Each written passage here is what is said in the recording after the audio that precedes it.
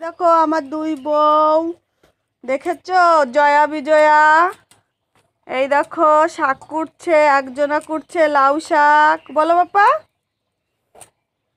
এই দেখো পালং শাক। এটা হচ্ছে সবিরানী, আর এটা হচ্ছে পুতুল রানী। কেমন লাগছে লাউ শাকগুলো? আমাদের কাছে তো খেতে খুব ভালো লাগে, তোমাদের কাছে কেমন লাগে?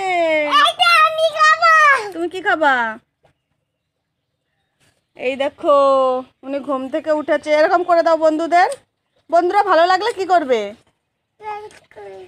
আর তাকাও, এদিকে তাকাও। এই দেখো পালং শাক।